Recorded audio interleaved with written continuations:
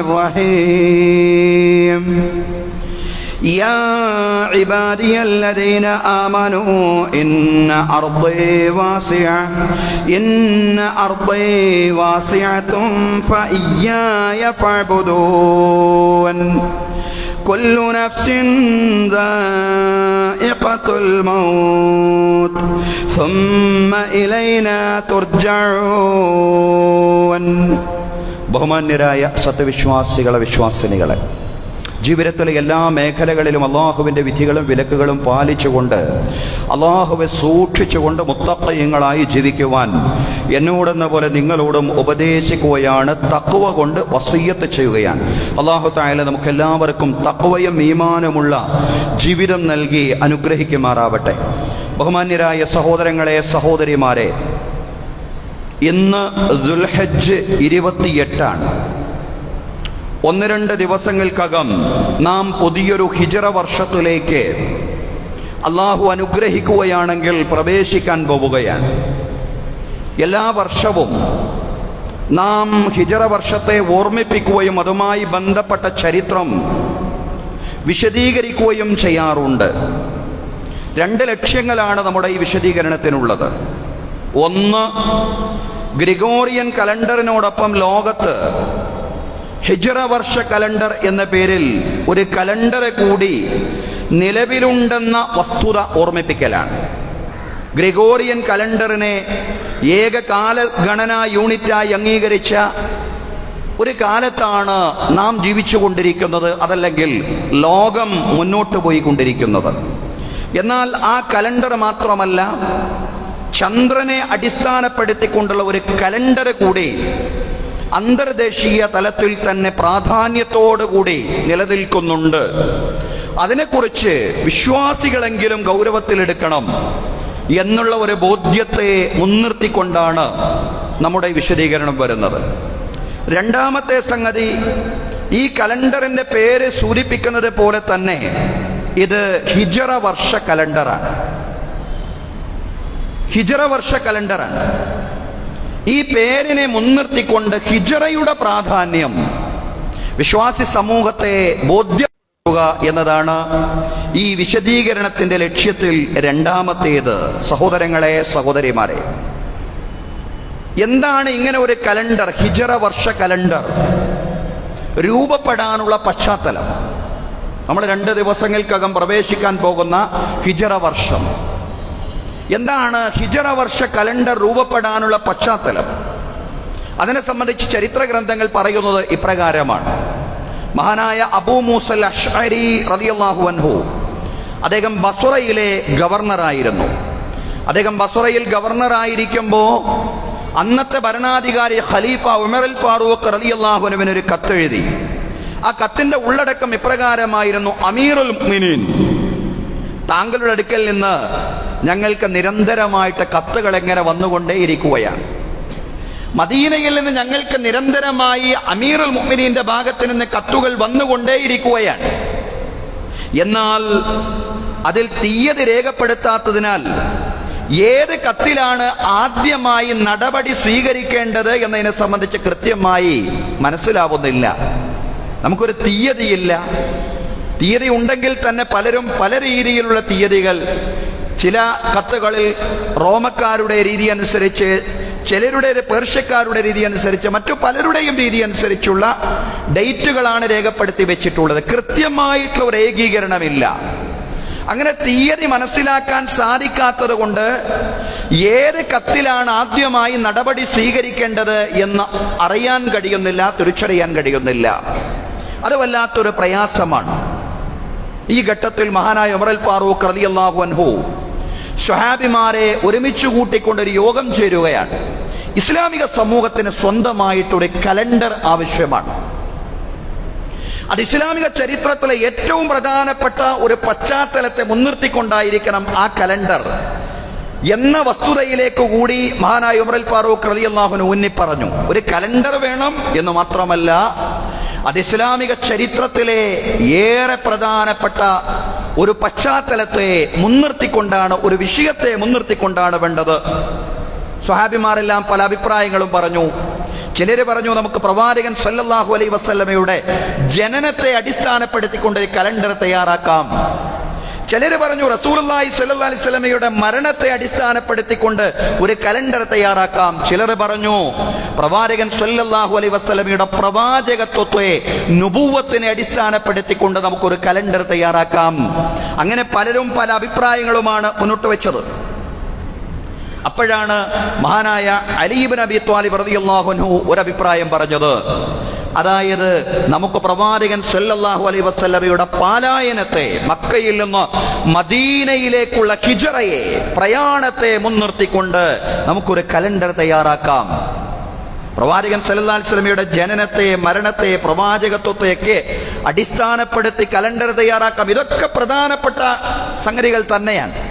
പക്ഷെ ഒരു കലണ്ടർ തയ്യാറാക്കുമ്പോൾ ഇതിനേക്കാളൊക്കെ ഗൗരവമുള്ള, ഇസ്ലാമിക ചരിത്രത്തിൽ വലിയ പ്രാധാന്യമുള്ള, വലിയ ത്യാഗത്തോടുകൂടി, ഏറ്റവും വലിയ ത്യാഗത്തോടുകൂടി അവർ നിർവഹിച്ച ഒരു കാര്യമായിരിക്കണം, അതിനെ മുൻനിർത്തിയായിരിക്കണം കലണ്ടർ എന്നുള്ള ഒരു തോന്നൽ എല്ലാവർക്കും ഉണ്ടായിരുന്നു. അലി റളിയല്ലാഹു അൻഹു ഈ അഭിപ്രായം പറഞ്ഞപ്പോ ഹിജ്റയെ മുൻനിർത്തിക്കൊണ്ട് റസൂലുള്ളാഹി സ്വല്ലല്ലാഹു അലൈഹി വസല്ലമയുടെ മക്കയിൽ നിന്നുള്ള മദീനയിലേക്കുള്ള പ്രയാണത്തെ മുൻനിർത്തിക്കൊണ്ട് കലണ്ടർ തയ്യാറാക്കാം എന്ന അഭിപ്രായം പറഞ്ഞപ്പോ ഉമർ റളിയല്ലാഹു അൻഹു അത് അംഗീകരിച്ചു എന്ന് മാത്രമല്ല, അവിടെ കൂടിയിട്ടുള്ള എല്ലാ സ്വഹാബിമാരും ആ അഭിപ്രായം അംഗീകരിച്ചു. വർഷാരംഭമായി റസൂലുള്ളാഹി സ്വല്ലല്ലാഹു അലൈഹി വസല്ലമയുടെ ഈ ഹിജ്റ വർഷ കലണ്ടർ എന്ന് പറഞ്ഞാൽ ആ ഹിജ്റയെ അടിസ്ഥാനപ്പെടുത്തിക്കൊണ്ട് പ്രവാചകൻ ഹിജ്റ ചെയ്ത് അതിങ്ങ് വന്ന് അതിനെ, ആ പ്രവാചകന്റെ ഹിജ്റ ചെയ്ത ആ വർഷത്തെ ഒന്നാമത്തെ വർഷമായി പരിഗണിച്ചുകൊണ്ടുള്ള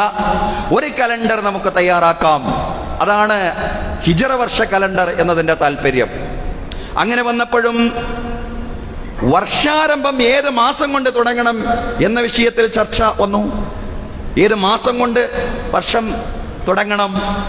ഹിജ്റ വർഷ കലണ്ടർ എന്ന് പറയുമ്പോൾ ഹിജ്റ ചെയ്തത് റബീഉൽ അവ്വൽ മാസത്തിലാണ്.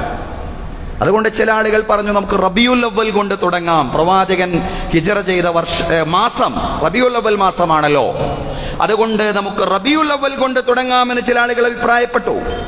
ചില ആളുകൾ പറഞ്ഞു നമുക്ക് റജബ് കൊണ്ട് തുടങ്ങാം, റമളാൻ കൊണ്ട് തുടങ്ങാം, ഖുർആൻ അവതീർണമായ മാസം എന്ന നിലയ്ക്ക് നമുക്ക് റമളാൻ കൊണ്ട് തുടങ്ങാം, ദുൽഹജ്ജ് കൊണ്ട് തുടങ്ങാം. അങ്ങനെ പലരും പല അഭിപ്രായങ്ങളും ഒക്കെ മുന്നോട്ട് വെച്ചപ്പോഴാണ് മഹാനായ ഉസ്മാൻ ഇബ്നു അഫ്ഫാൻ റളിയല്ലാഹു അൻഹു മറ്റൊരഭിപ്രായം മുന്നോട്ട് വെക്കുന്നത്, നമുക്ക് മുഹറം കൊണ്ട് തുടങ്ങാം. മുഹറം പല നിലക്കും പ്രാധാന്യമുള്ള മാസമാണ്, നമുക്ക് മുഹറം കൊണ്ട് ആരംഭിക്കാം. വർഷാരംഭമായി നമുക്ക് മുഹറത്തെ കണക്കാക്കാം, അത് പവിത്ര മാസമാണ് എന്ന് മാത്രമല്ല, ഹജ്ജ് കഴിഞ്ഞ് വിശ്വാസികൾ തിരിച്ചു പോകുന്നതും മദീനയിലേക്കുള്ള വിശ്വാസികളുടെ ഹിജ്റ ആരംഭിച്ചതും മുഹറമിലാണ്. റസൂലുള്ളാഹി ഹിജ്റ പോയത് റബീഉൽ അവ്വൽ മാസത്തിലാണെങ്കിലും വിശ്വാസികളുടെ ഹിജ്റ മുഹറമിൽ തന്നെ ആരംഭിച്ചിട്ടുണ്ട്. അതും നമുക്കതിന് ന്യായമായിട്ട് പരിഗണിക്കാം. ഉസ്മാൻ റളിയല്ലാഹു അൻഹുവിന്റെ ഈ നിർദ്ദേശം എല്ലാവർക്കും സ്വീകാര്യമായി. ഖലീഫ ഉമർ അൽ ഫാറൂഖ് റളിയല്ലാഹു അൻഹു അടക്കമുള്ള എല്ലാവർക്കും അത് സ്വീകാര്യമായി. അങ്ങനെയാണ് മുഹറം 1 ഹിജ്റ കലണ്ടറിലെ ആദ്യ ദിവസമായി നിശ്ചയിക്കപ്പെട്ടത്.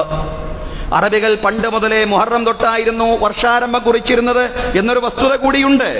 അങ്ങനെ ക്രിസ്താബ്ദം 622 ജൂലൈ 16 മുതൽ 1-ാം ഹിജ്റാബ്ദം ആരംഭിച്ചു. അന്നൊരു മുഹറം 1 ആയിരുന്നു. ക്രിസ്താബ്ദം 622 ജൂലൈ 16 മുതൽ 1-ാം ഹിജ്റാബ്ദം. റസൂലുള്ളാഹി സ്വല്ലല്ലാഹു അലൈഹി വസല്ലം ഹിജ്റ ചെയ്ത് മദീനയിൽ എത്തിപ്പെട്ട ആദ്യത്തെ വർഷമാണത്. ഇതാണ് ഹിജ്റ വർഷ കലണ്ടറിന്റെ ഉത്ഭവ ചരിത്രം എന്ന് പറയുന്നത്. അത്തഖ്വീമുൽ ഹിജ്രി എന്നാണ് പറയാം. ഹിജ്റ വർഷ കലണ്ടർ റസൂലുള്ളാഹി സ്വല്ലല്ലാഹു അലൈഹി വസല്ലമയുടെ മക്കയിൽ നിന്ന് മദീനയിലേക്കുള്ള പാലായനമാണ്, അഥവാ ഹിജ്റയാണ് വർഷാരംഭമായി കണക്കാക്കുന്നതെന്ന് നാം പറഞ്ഞു. 1446-ാമത്തെ ഹിജ്റ വർഷത്തിലേക്കാണ് നമ്മൾ പ്രവേശിക്കാൻ പോകുന്നത്. എന്ന് പറഞ്ഞാൽ റസൂലുള്ളാഹി സ്വല്ലല്ലാഹു അലൈഹി വസല്ലം മക്കയിൽ നിന്ന് മദീനയിലേക്ക് ഹിജ്റ ചെയ്തതിന് ശേഷം 1446-ാമത്തെ വർഷത്തിലേക്ക് ലോകം പ്രവേശിച്ചിരിക്കുന്നു എന്നാണ് അതിന്റെ മറ്റൊരു വിവക്ഷ. പ്രവാചകൻ സല്ലല്ലാഹു അലൈഹി വസല്ലമയുടെ ഹിജ്റ പറഞ്ഞതുപോലെ റബീഉൽ അവ്വൽ മാസത്തിലായിരുന്നെങ്കിലും മറ്റു സഹാബിമാർ നേരത്തെ തന്നെ ഹിജറ പോയിരുന്നു. മുഹറം മാസത്തിൽ തന്നെ അവരുടെ ഹിജറ ആരംഭിച്ചിരുന്നു. ഹിജറയാണ്, ഹിജറയുമായി ബന്ധപ്പെട്ടാണ് കലണ്ടർ പോലും ഇസ്ലാമിക സമൂഹം ആരംഭിക്കുന്നത്. അതിനെ മുൻനിർത്തിക്കൊണ്ടാണെങ്കിൽ സഹോദരങ്ങളെ, ഹിജറയ്ക്ക് ഇസ്ലാമിക ചരിത്രത്തിലുള്ള പ്രാധാന്യമാണ്, ഗൗരവമാണ് അത് സൂചിപ്പിക്കുന്നത്. അതുകൊണ്ട് ഈ ഒരു അവസരത്തെ മുൻനിർത്തിക്കൊണ്ട് ഹിജറയിലെ പാഠങ്ങളെ സംബന്ധിച്ചുകൂടി വിശ്വാസികളെ ഓർമ്മിപ്പിക്കാനാണ് ഇന്നത്തെ അവസരം പ്രയോജനപ്പെടുത്തുന്നത്. അള്ളാഹു തൗഫീഖ് നൽകി അനുഗ്രഹിക്കുമാറാവട്ടെ. ബഹുമാന്യരായ സഹോദരങ്ങളെ, സഹോദരിമാരെ, നമുക്കറിയാം ഹിജറയുടെ പശ്ചാത്തലം എന്തായിരുന്നു. പരസ്യ പ്രബോധനം ആരംഭിച്ചതോടുകൂടി വലിയ പീഡനങ്ങളും മർദ്ദനങ്ങളും പ്രയാസങ്ങളും ഒക്കെ വിശ്വാസി സമൂഹം അഭിമുഖീകരിച്ചു കൊണ്ടിരിക്കുകയാണ്. ഈ ഘട്ടത്തിലാണ് മഹാനായ അബൂബക്കർ സിദ്ദീഖ് റളിയല്ലാഹു അൻഹു റസൂലുള്ളാഹി സ്വല്ലല്ലാഹു അലൈഹി വസല്ലമയോട് പറയുന്നത്, നമുക്ക് എവിടേക്കെങ്കിലും ഒന്ന് യാത്ര പോകാം, നമുക്ക് എവിടേക്കെങ്കിലും ഒന്ന് നീങ്ങാം.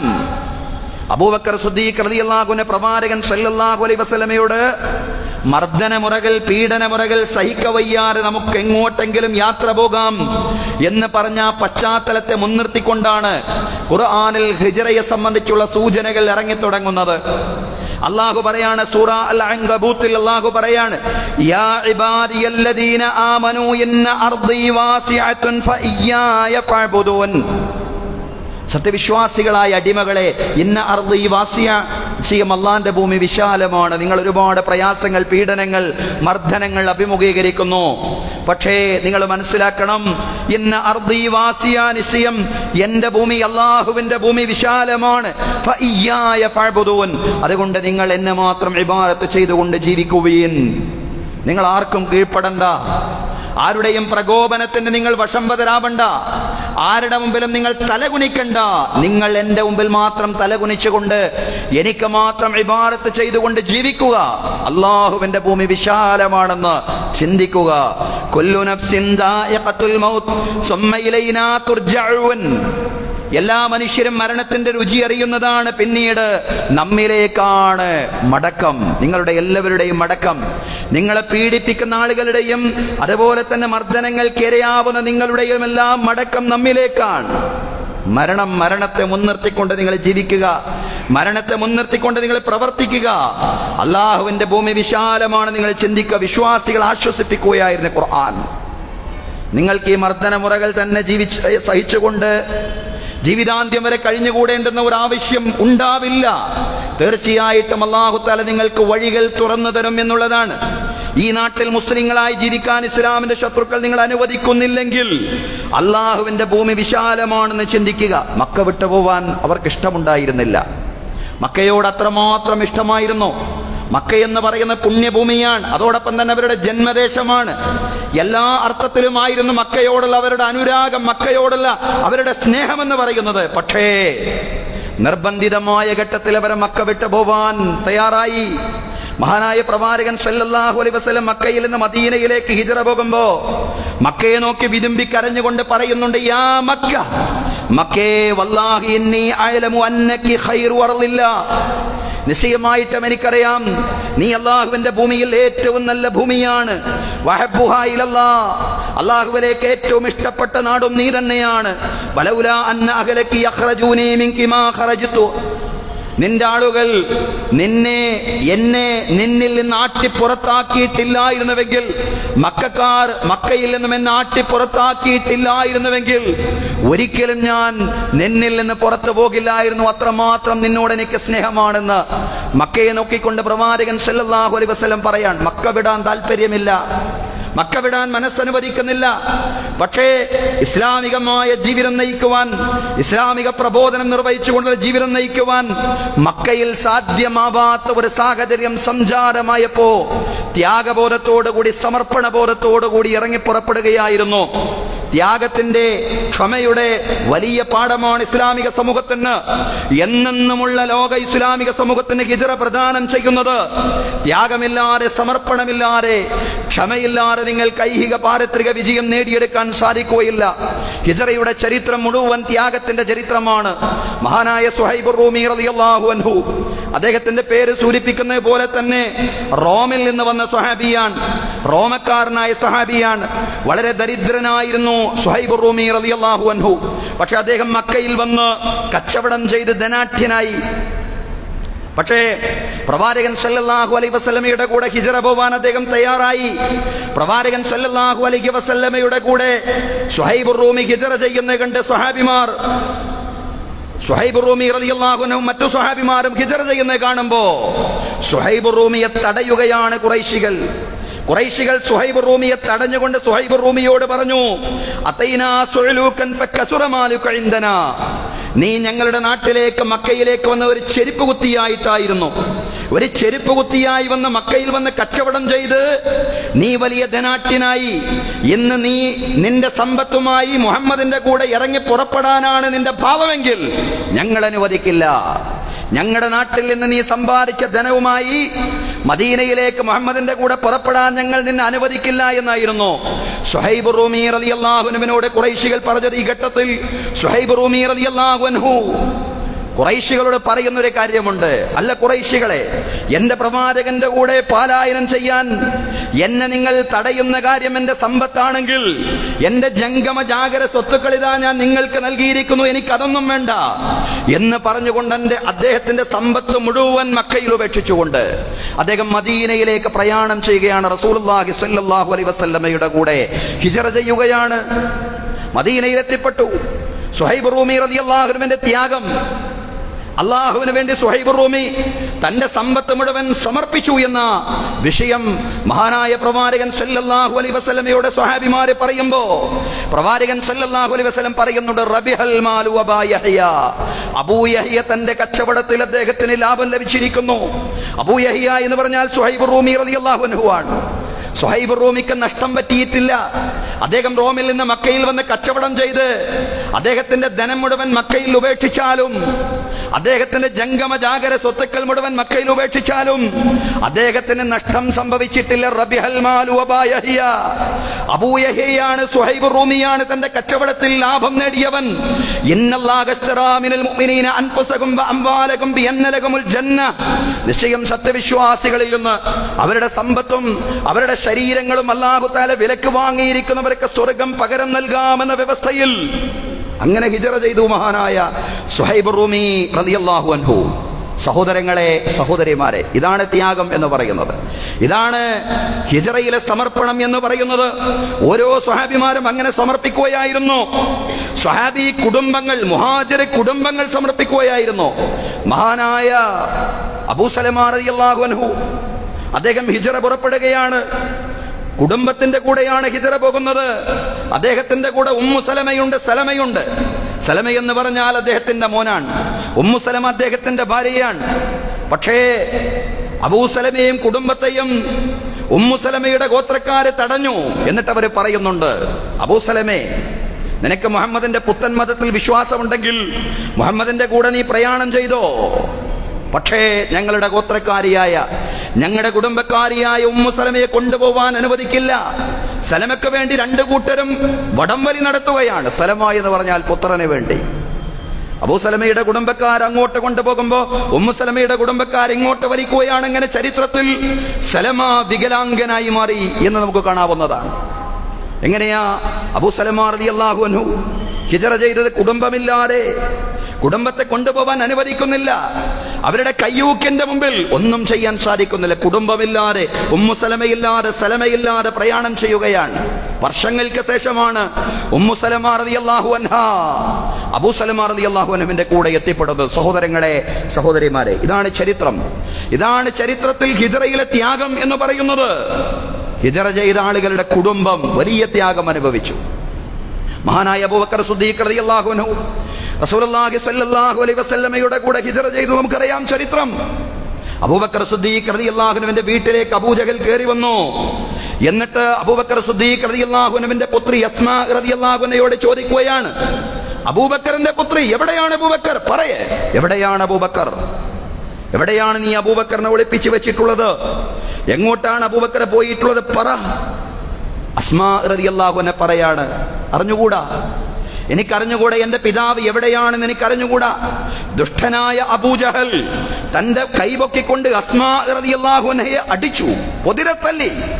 ആ തല്ലിന്റെ ശക്തി കൊണ്ട് അസ്മാ റളിയല്ലാഹു അൻഹയുടെ കാതിലെ കമ്മൽ പോലും തെറിച്ചുപോയി എന്ന് ചരിത്രത്തിൽ നമുക്ക് കാണാൻ കഴിയുന്നതാണ്. സഹോദരങ്ങളെ, സഹോദരിമാരെ, അതാണ് ത്യാഗം, വലിയ സമർപ്പണം. ഇതുപോലുള്ള പ്രതിസന്ധികൾ ഭാവിയിലും ഇതിനേക്കാൾ വലിയ തീക്ഷ്ണമായ പരീക്ഷണങ്ങൾ വർത്തമാനത്തിലും അഭിമുഖീകരിക്കാതെ ഇസ്ലാമിക സമൂഹത്തിന്റെ മുന്നോട്ട് പോകാൻ സാധിക്കില്ലെന്നാണ് ഹിജ്റ നമുക്ക് നൽകുന്ന വലിയ പാഠം എന്ന് പറയുന്നത്. പക്ഷേ അവിടെയെല്ലാം അല്ലാഹുവിൽ ഭരമേൽപ്പിക്കാൻ ലോകത്തുടനീളമുള്ള വിശ്വാസികൾക്ക് സാധ്യമാവണം. അല്ലാഹുവിൽ ഭരമേൽപ്പിച്ചതിന്റെ ഏറ്റവും വലിയ പാഠങ്ങളും മാതൃകകളുമാണ് ഹിജ്റ നമുക്ക് പ്രദാനം ചെയ്യുന്നത്. ഇസ്ലാമികമായ ആധുനികമായിട്ട് നമുക്ക് പ്രയോഗവൽക്കരിക്കേണ്ടുന്ന ധാരാളം പാഠങ്ങൾ ഹിജ്റയിലുണ്ട്, ഹിജ്റയുടെ ചരിത്രത്തിലുണ്ട്. മഹാനായ അബൂബക്കർ സിദ്ദീഖ് റളിയല്ലാഹു അൻഹുവും പ്രവാചകൻ സല്ലല്ലാഹു അലൈഹി വസല്ലമയും സൗർ ഗുഹയിൽ കഴിഞ്ഞുകൂടുന്ന കാലം നമുക്കറിയാം. ശത്രുവിന്റെ കാൽപെരുമാറ്റം അബൂബക്കർ സിദ്ദീഖ് റളിയല്ലാഹു അൻഹുവിന്റെ ദൃഷ്ടിയിൽപ്പെടുമ്പോ അബൂബക്കർ സിദ്ദീഖ് റളിയല്ലാഹു അൻഹു അസ്വസ്ഥനാകുന്നുണ്ട്. പ്രവാചകരെ, അവർ നമ്മെ പിടികൂടുമോ എന്ന് ചോദിക്കുമ്പോ വിശുദ്ധ ഖുർആൻ തന്നെ പറയുന്നുണ്ടല്ലോ, ഇദ് യഖൂലു ലിസ്വാഹിബിഹി ലാ തഹ്സൻ ഇന്നല്ലാഹ മഅനാ. പ്രവാചകൻ സല്ലല്ലാഹു അലൈഹി വസല്ലം അബൂബക്കർ സിദ്ദീഖ് റളിയല്ലാഹു അൻഹുവോട് പറയാണ്, ലാ തഹ്സൻ, നീ ദുഃഖിക്കരുത്, നീ പ്രയാസപ്പെടരുത്, ഇന്നല്ലാഹ മഅനാ, നിശ്ചയം നമ്മുടെ കൂടെ അല്ലാഹു ഉണ്ട്, നിശ്ചയം നമ്മുടെ കൂടെ അല്ലാഹു ഉണ്ട്. ഏത് പ്രതിസന്ധിയിലും ഏത് സന്തോഷത്തിലും വിശ്വാസികളുടെ കൂടെ അല്ലാഹു ഉണ്ട്. അല്ലാഹുവിന്റെ നോട്ടത്തിലും ദൃഷ്ടിയിലും നിരീക്ഷണത്തിലുമാണ് വിശ്വാസികൾ എന്ന ബോധ്യത്തോടു കൂടി ജീവിക്കുവാൻ അവർക്ക് സാധിക്കണം. വലിയ പാഠമാണ് സഹോദരങ്ങളെ ഹിജ്റ പ്രദാനം ചെയ്യുന്നത്. തവക്കുൽ, അല്ലാഹുവിൽ ഭരമേൽപ്പിക്കുക. പ്രതിസന്ധികൾ ഉണ്ടാവും, വലിയ ബുദ്ധിമുട്ടുകളും വലിയ ക്ലേശങ്ങളും വലിയ പ്രതിബന്ധങ്ങളും. ഇനി എങ്ങനെ മുന്നോട്ട് പോകും എന്ന് ചിന്തിക്കുമ്പോൾ മുന്നോട്ട് പോവാൻ സാധിക്കില്ലെന്ന് തോന്നുന്ന ഘട്ടങ്ങളും ഉണ്ടാവും. പക്ഷേ അല്ലാഹുവിൽ ഭരമേൽപ്പിച്ചുകൊണ്ട് മുന്നോട്ട് പോവാൻ നിങ്ങൾക്ക് സാധിക്കണമെന്ന പാഠമാണ് ഹിജ്റയുടേത്. ആത്മവിശ്വാസം ഉണ്ടാവണം, നിരാശ ബാധിക്കാൻ പാടില്ല. മക്കയിൽ നിന്ന് മദീനയിലേക്ക് നിൽക്കക്കള്ളിയില്ലാതെ പ്രയാണം ചെയ്യുന്ന ഘട്ടത്തിൽ റസൂലുള്ളാഹി സ്വല്ലല്ലാഹു അലൈഹി വസല്ലമയ്ക്ക് ആത്മവിശ്വാസമായിരുന്നു. ആ ഘട്ടത്തിൽ എങ്ങനെ ആത്മവിശ്വാസം നമ്മൾ ചിന്തിക്കണം. ആ ഘട്ടത്തിൽ എങ്ങനെ ആത്മവിശ്വാസം? റസൂലുള്ളാഹി സ്വല്ലല്ലാഹു അലൈഹി വസല്ലമയെ പിടിച്ചു കൊടുക്കുന്നവർക്ക് 100 ഒട്ടകമാണ് ഖുറൈശികൾ വാഗ്ദാനം ചെയ്തതിന് സമ്മാനമായി. 100 ഒട്ടകം. മുഹമ്മദിനെ പിടിച്ചു തന്നാൽ, അബൂബക്കറിനെയും മുഹമ്മദിനെയും പിടിച്ചു തന്നാൽ 100 ഒട്ടകം സമ്മാനമാണ്. റസൂലുള്ളാഹി സ്വല്ലല്ലാഹു അലൈഹി വസല്ലമയുടെ പ്രയാണം കണ്ടു. ബനൂ മുദലിജ് ഗോത്രക്കാരനായ സുറാഖത്ത് ബിൻ മാലിക് റസൂലുള്ളാഹി സ്വല്ലല്ലാഹു അലൈഹി വസല്ലമയുടെ പ്രയാണം അദ്ദേഹത്തിന്റെ ദൃഷ്ടിയിൽപ്പെട്ടു. ചില ആളുകൾ പറഞ്ഞു, മുഹമ്മദും അബൂബക്കറുമാണെന്ന് തോന്നുന്നു, യാത്ര ചെയ്യുന്നത് കണ്ടു. പക്ഷേ സുറാഖ്, അത് നിങ്ങൾക്ക് തെറ്റായിട്ട് തോന്നിയതായിരിക്കും, അത് നിങ്ങൾക്ക് തോന്നിയതായിരിക്കും. പക്ഷേ സുറാഖത്ത് ബിൻ മാലിക്കിന് അറിയാം മുഹമ്മദും അബൂബക്കറും തന്നെയാണ്, നബി സല്ലല്ലാഹു അലൈഹി വസല്ലമയും അബൂബക്കറും തന്നെയാണ്. 100 ഒട്ടകങ്ങൾ ഇനാമത് സ്വന്തമാക്കാൻ പ്രവാചകൻ സല്ലല്ലാഹു അലൈഹി വസല്ലമയുടെ പിന്നാലെ ഊരിപ്പിടിച്ച വാളുമായി സുറാഖത്ത് ബിൻ മാലിക് കൂടുന്നുണ്ട്. പക്ഷേ സുറാഖത്ത് ബിൻ മാലിക് ഇങ്ങനെ മുന്നോട്ട് പോകുമ്പോ പ്രവാചകൻ സല്ലല്ലാഹു അലൈഹി വസല്ലമയുടെ അടുത്തെത്താറാവുമ്പോ സുറാഖയുടെ ഒട്ടകത്തിന്റെ കാലുകൾ, വാഹനത്തിന്റെ കാലുകൾ ഭൂമിയിൽ ആണ്ടുപോവുകയാണ്. വാഹനത്തെ മുന്നോട്ട് തെളിക്കുമ്പോ വാഹനം മുന്നോട്ട് നീങ്ങുന്നില്ല, വാഹനത്തിന്റെ കാലുകൾ മണലിൽ പൂണ്ടുപോകുന്നു. താൻ എത്തിപ്പെട്ട അപകടം തിരിച്ചറിയുന്നു. ഞാൻ സാധാരണ ഒരു മനുഷ്യന്റെ പിന്നാലെയല്ല, പ്രവാചകത്വമുള്ള മുഹമ്മദിന്റെ പിന്നാലെയാണ് പ്രയാണം ചെയ്യുന്നത്. മുഹമ്മദുർ റസൂലുള്ളാഹിയുടെ പിന്നാലെയാണ്.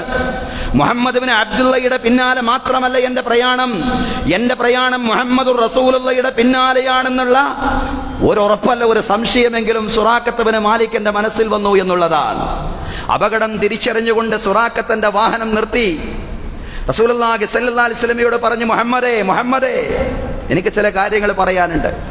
ഞാൻ നിന്നെ ഉപദ്രവിക്കൂല, ഞാൻ നിന്നെ ഒന്നും ചെയ്യൂല, നിന്നെ പ്രയാസപ്പെടുത്തൂല. നിനക്കൊരു ചില കാര്യങ്ങൾ നിന്നോട് എനിക്ക് അന്വേഷിക്കാനാണ്, നിന്നോട് പറയാനാണ്, നീ അവിടെ നിൽക്കണം. പക്ഷേ സുറാഖ പ്രവാചകനോടല്ല സംസാരിച്ചത്. അതിന്റെ മുന്നോടിയായി പ്രവാചകൻ ശുഭാപ്തി വിശ്വാസത്തോടു കൂടി സുറാഖയോടാണ് സംസാരിക്കുന്നത്.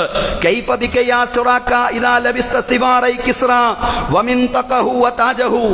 സുറാഖ, ഒരു കാലം വരും, അന്ന് കിസ്റയുടെ കൈവളകളും കിസ്റയുടെ അരപ്പട്ടയും കിസ്റയുടെ കിരീടവും നിന്നെ ധരിപ്പിക്കും. കിസ്റയുടെ ചെങ്കോലും അരപ്പട്ടയും കിരീടവും ഞാൻ നിന്നെ ധരിപ്പിക്കും സുറാഖ. അങ്ങനെ ഒരു കാലം വരാനുണ്ട്. സുറാഖ ചോദിക്കുകയാണ്, അതുരീദു കിസ്റ ബിൻ ഹുർമുസ്, മുഹമ്മദേ, എന്താണ് നീ പറയുന്നത്?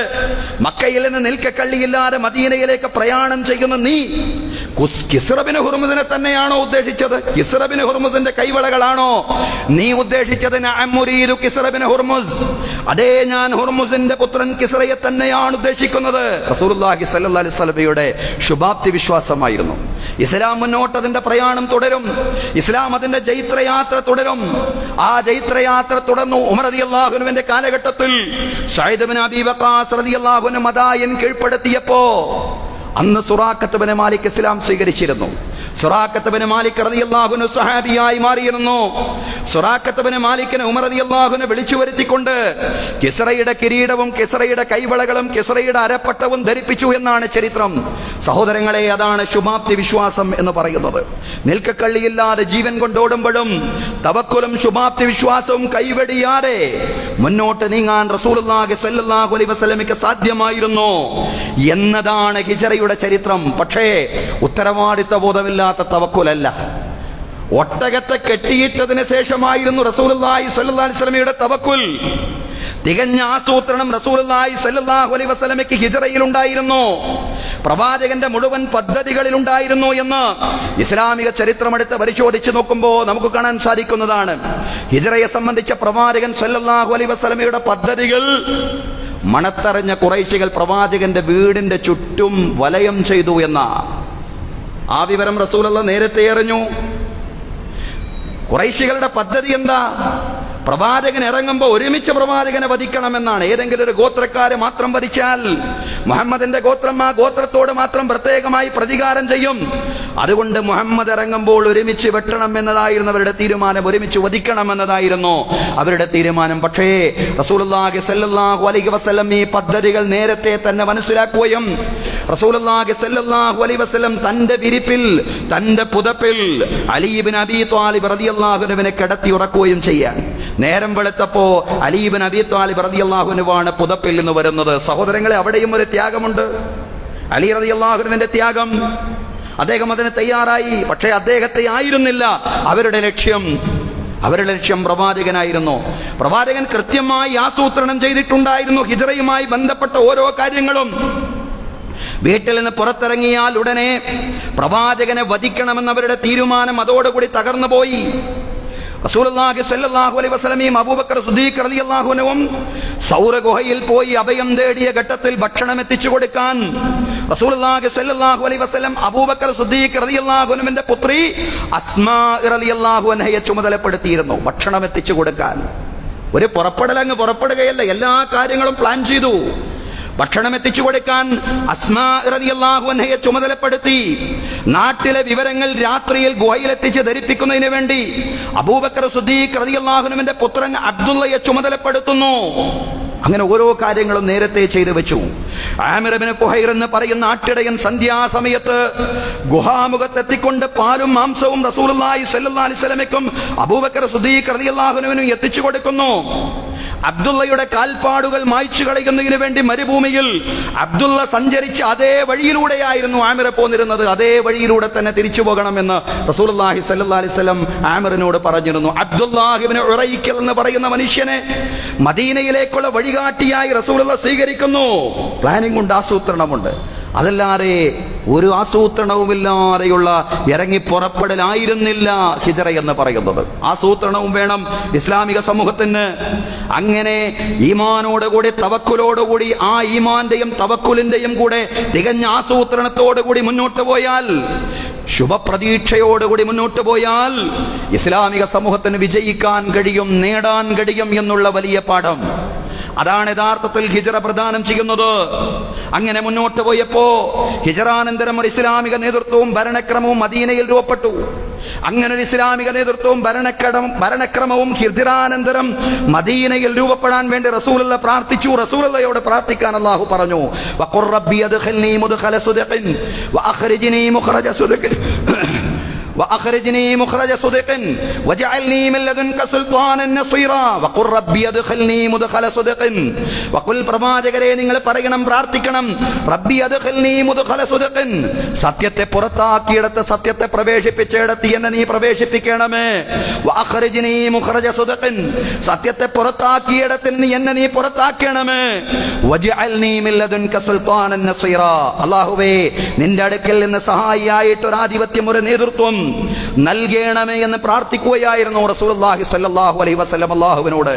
ആ പ്രാർത്ഥന പോലെ തന്നെ ഇസ്ലാമികമായ ഒരു വ്യവസ്ഥിതി അതിന്റെ സമ്പൂർണമായ അർത്ഥത്തിൽ തന്നെ മദീനയിൽ അനുഭവിക്കുവാൻ അവർക്ക് സാധ്യമായി. പ്രവാചകൻ സ്വല്ലല്ലാഹു അലൈഹി വസല്ലമയും സ്വഹാബിമാരും ഹിജ്റയിൽ ഏറെ ത്യാഗങ്ങൾ സഹിച്ചുവെങ്കിലും മദീനയിൽ ഒരു ശരിയായ ഇസ്ലാമിക ക്രമം രൂപപ്പെട്ടു എന്നുള്ളതായിരുന്നു ഹിജ്റയുടെ ആത്യന്തികമായ ഫലം എന്ന് പറയുന്നത്. സഹോദരങ്ങളെ, ഹിജ്റയുടെ ചരിത്രത്തിൽ നിന്ന് നമ്മൾ പാഠം ഉൾക്കൊള്ളണം.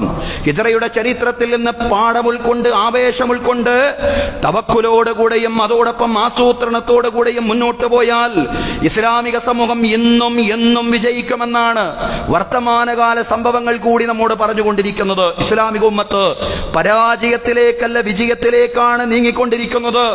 നിരാശയുടെ യാതൊരു ആവശ്യവുമില്ല. ഏത് പ്രതിസന്ധി ഘട്ടത്തിലും ശുഭാപ്തി വിശ്വാസത്തോടു കൂടി മുന്നോട്ട് പോവാൻ ഇസ്ലാമിക സമൂഹത്തിന് സാധ്യമാവണമെന്നാണ് ഹിജ്റ പറയുന്നത്.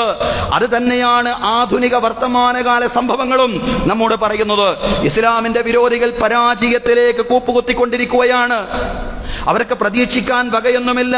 നമുക്കറിയാം, വർത്തമാനം, അന്തർദേശീയ വർത്തമാനങ്ങളാണെങ്കിലും ദേശീയ സാഹചര്യങ്ങളാണെങ്കിലും ലോകത്തെ മതേതര സമൂഹങ്ങൾക്ക്, വിശേഷിച്ചും ഇസ്ലാമിക സമൂഹത്തിന് പ്രതീക്ഷ നൽകാവുന്ന നിരവധി കാര്യങ്ങൾ അതിലെല്ലാം തന്നെ നമുക്ക് വായിച്ചെടുക്കാൻ സാധിക്കുന്നതാണ്. കഴിഞ്ഞ ഒക്ടോബർ 7-ന് ഒരാഴ്ച കൊണ്ട് ഫലസ്തീൻ പൂർണ്ണമായും തങ്ങളുടെ വരുതിയിൽ വരുമെന്ന് വീമ്പ് പറഞ്ഞുകൊണ്ടാണ് ഇസ്രായേൽ വലിയൊരു ആക്രമണത്തിലേക്ക് ഇറങ്ങി പുറപ്പെട്ടത്. പക്ഷേ എത്രങ്ങാനും മാസങ്ങൾ പിന്നിട്ടു, ഒന്നും ചെയ്യാൻ സാധിച്ചില്ല എന്ന് മാത്രമാണ്. നിരപരാധികളായ ഒരുപാട് കുഞ്ഞുമക്കളെ കൊല്ലാൻ സാധിച്ചിട്ടുണ്ട്. പക്ഷേ അവരുടെ ലക്ഷ്യത്തിന്റെ നാലയലത്തേക്ക് പോലും എത്താൻ ഇസ്രായേലിന് സാധ്യമായിട്ടില്ല എന്നുള്ളതാണ് അന്തർദേശീയ സമൂഹത്തിൽ യഥാർത്ഥത്തിൽ ഇസ്രായേൽ അഭിമുഖീകരിക്കുന്ന വലിയൊരു പ്രതിസന്ധിയുണ്ട്, വലിയൊരു പ്രയാസമുണ്ട് സഹോദരങ്ങളെ. ആ രാജ്യത്ത് അവർ അഭിമുഖീകരിക്കുന്ന ആഭ്യന്തരമായ പ്രശ്നങ്ങളുണ്ട്. അതിലേക്കെല്ലാമാണ് യഥാർത്ഥത്തിൽ ഫലസ്തീനോടുള്ള ഈ പോരാട്ടം അവരെ എത്തിച്ചിട്ടുള്ളത് എന്ന് നമ്മൾ മനസ്സിലാക്കണം. പക്ഷേ ഫലസ്തീനികളോ അവരുടെ ത്യാഗം, അവരുടെ സമർപ്പണം കണ്ട് പൗരസ്ത്യരിലും പാശ്ചാത്യരിലും പെട്ട നൂറുകണക്കിന് ആളുകൾ ഇസ്ലാം പുൽകിക്കൊണ്ടിരിക്കുന്നു എന്നുള്ളതാണ്. അവരുടെ ത്യാഗം കണ്ട്, അവരുടെ സമർപ്പണം കണ്ട് നൂറുകണക്കിന് ആളുകൾ പൗരസ്ത്യരിലും പാശ്ചാത്യരിലും ഇസ്ലാം പുൽകിക്കൊണ്ടിരിക്കുന്നു എന്നുള്ളതാണ്. ഇത് പശ്ചിമേഷ്യയുടെ ചരിത്രം മാത്രമല്ല, ഇത് ലോക ചരിത്രം മാത്രമല്ല. നമ്മുടെ ഇന്ത്യയുടെ വർത്തമാനത്തിലേക്ക്, ഇന്ത്യയുടെ ചരിത്രത്തിലേക്ക് വരുമ്പോഴും സഹോദരങ്ങളെ, പ്രതീക്ഷിക്കാൻ യാതൊന്നും ഇസ്ലാം വിരോധികൾക്കില്ല എന്നുള്ളതാണ്. ഇന്ത്യയിലെ മതേതര സമൂഹത്തിന് ആത്മവിശ്വാസം നൽകുന്ന സാഹചര്യം നമ്മുടെ രാജ്യത്ത് തെരഞ്ഞെടുപ്പിന് ശേഷം, ലോക്സഭാ തെരഞ്ഞെടുപ്പിന് ശേഷം ഇവിടെ കൃത്യമായി നിലനിൽക്കുന്നുണ്ട് എന്നുള്ളതാണ്. ഫാസിസത്തിന്റെ അഹങ്കാരത്തിനും ധാർഷ്ട്യത്തിനും കടിഞ്ഞാണ് വന്നിരിക്കുന്നു. വർഗീയതക്കെതിരെ വിരൽ ചൂണ്ടാൻ കഴിയുന്ന ഒരു പ്രതിപക്ഷം രാജ്യത്ത് രൂപപ്പെട്ടിരിക്കുന്നു എന്നതിന്റെ വ്യക്തമായ തെളിവുകൾ കഴിഞ്ഞ ഏതാനും ദിവസങ്ങളിൽ പാർലമെന്റിനകത്ത് തന്നെ നമ്മൾ കണ്ടു എന്നുള്ളതാണ്. സഹോദരങ്ങളെ, അതുകൊണ്ട് ചരിത്രത്തിൽ നിന്ന് കൂടുതൽ പാഠം ഉൾക്കൊള്ളുക. ഹിജ്റയിൽ നിന്ന് പാഠം ഉൾക്കൊണ്ടുകൊണ്ട് ഈമാനോടുകൂടി, തവക്കുലോടെ, ആത്മവിശ്വാസത്തോടെ, ആത്മധൈര്യത്തോടെ മുന്നോട്ട് പോയാൽ, അതോടൊപ്പം ആസൂത്രണത്തോടു കൂടി മുന്നോട്ട് പോയാൽ തീർച്ചയായും ഇസ്ലാമിക സമൂഹത്തിനും എന്നല്ല ലോകത്തെ എല്ലാ മതേതര സമൂഹങ്ങൾക്കും വിജയിക്കാൻ കഴിയും എന്ന് ചരിത്രം നമ്മോട് പറയുകയാണ്. ചരിത്രത്തിൽ നിന്ന് പാഠം ഉൾക്കൊണ്ട് മുന്നോട്ട് പോവാൻ റബ്ബ് തആല നമുക്ക് തൗഫീഖ് നൽകി അനുഗ്രഹിക്കുമാറാവട്ടെ. അഖൂലു ഖൗലി ഹാദാ വ അസ്തഗ്ഫിറുല്ലാഹ ലീ വലക്കും. ഇന്നല്ലാഹ വ മലായികതഹു യുസല്ലൂന അലൻ നബി യാ അയ്യുഹല്ലദീന ആമനൂ സ്വല്ലൂ അലൈഹി വസല്ലിമൂ തസ്ലീമാ.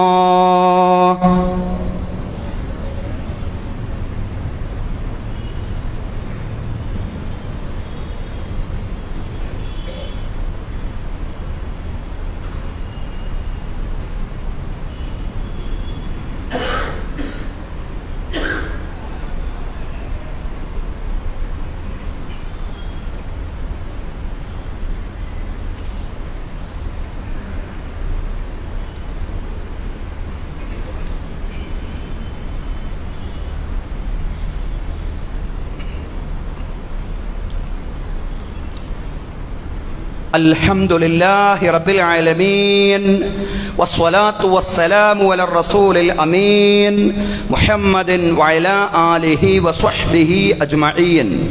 أيها الناس أوصيكم وإياي ثانيا بتقوى الله.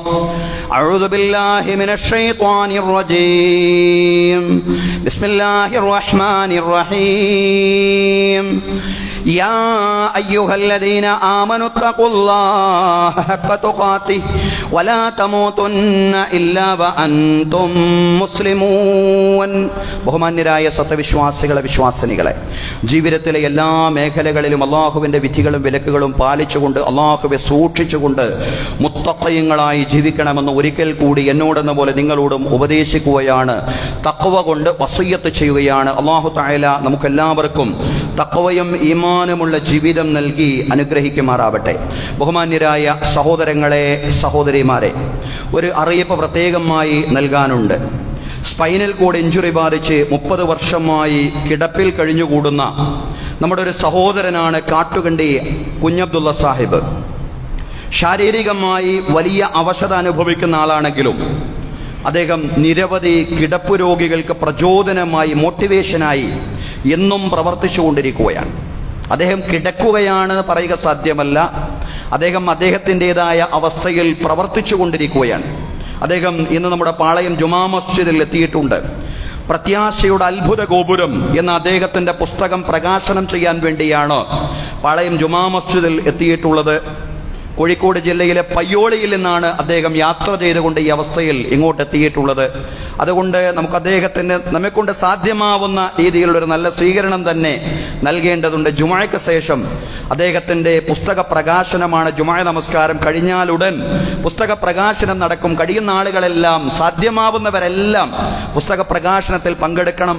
ആർക്കെങ്കിലും അത്യാവശ്യം പോകേണ്ടി വരികയാണെങ്കിൽ കൂടി അദ്ദേഹത്തിന് വേണ്ടി പ്രാർത്ഥിക്കണം. അദ്ദേഹത്തിന് ഇനിയും മെച്ചപ്പെട്ട ആരോഗ്യനിലയും സമൂഹത്തിന് വേണ്ടി, വിശേഷിച്ചും രോഗികൾക്ക് വേണ്ടി ധാരാളമായി പ്രവർത്തിക്കുവാനും ധാരാളം പ്രചോദനം നൽകുവാനുമുള്ള തൗഫീഖും നൽകി അനുഗ്രഹിക്കുമാറാവട്ടെ. സഹോദരങ്ങളെ, നാം നിർവഹിക്കുന്ന എല്ലാ സുഹൃതങ്ങളും അല്ലാഹു തആല നമ്മിൽ നിന്ന് എല്ലാവരിൽ നിന്നും സ്വീകരിക്കുമാറാവട്ടെ. നമ്മിൽ നിന്ന് മരണപ്പെട്ടു പോയ നമ്മുടെ മാതാപിതാക്കൾ, ബന്ധുമിത്രാദികൾ, അയൽവാസികൾ എല്ലാവർക്കും അല്ലാഹു മഗ്ഫിറത്തും റഹ്മത്തും പ്രദാനം ചെയ്യുമാറാവട്ടെ. അവരുടെയും നമ്മുടെയും ബർസഖ് ജീവിതം അല്ലാഹു വിശാലമാക്കി തരുമാറാവട്ടെ. ഖബർ കണ്ണെത്താ ദൂരത്തോളം വിശാലമാക്കി കൊടുക്കുമാറാവട്ടെ. അല്ലാഹു അവന്റെ അർശിന്റെ രാജസിംഹാസനത്തിന്റെ നിഴൽ നൽകിക്കൊണ്ട് നമ്മയും നമ്മിൽ നിന്ന് മരണപ്പെട്ടു പോയ ആളുകളെയും പ്രത്യേകം അനുഗ്രഹിക്കുമാറാവട്ടെ.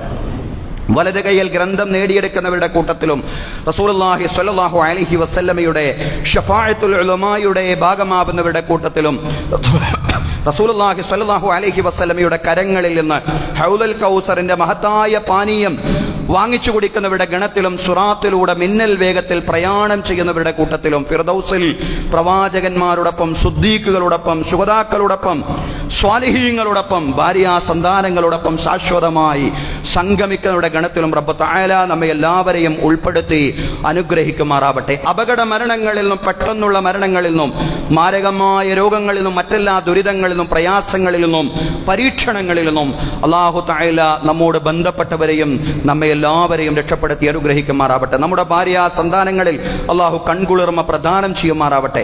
നമ്മുടെ സന്താനങ്ങളെ അല്ലാഹു സജ്ജനങ്ങളാക്കി മാറ്റുമാറാവട്ടെ.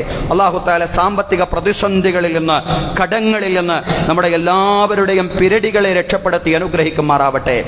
മുതിർന്ന പൗരന്മാർ, വയസ്സായ നമ്മുടെ മാതാപിതാക്കൾ, അല്ലാഹു തആല അവർക്ക് ആരോഗ്യത്തോടുകൂടിയുള്ള ദീർഘായുസ് നൽകി അനുഗ്രഹിക്കുമാറാവട്ടെ. അല്ലാഹ്, നിങ്ങളുടെ പ്രാർത്ഥന നീ സ്വീകരിക്കണമേ റബ്ബേ. അല്ലാഹുവേ, ഞങ്ങളുടെ എല്ലാ സദുദ്ദേശങ്ങളെയും നീ സഫലീകരിച്ച് തരണമേ തമ്പുരാനെ. അല്ലാഹുമ്മ അർദ അൻ അബീ ബക്കർ വ ഉമർ വ ഉസ്മാൻ വ അലി വ അൻ ബഖിയത്തി സ്വഹാബത്തി വ സ്വഹാബിയത്തി കുല്ലിഹിം അജ്മഈൻ.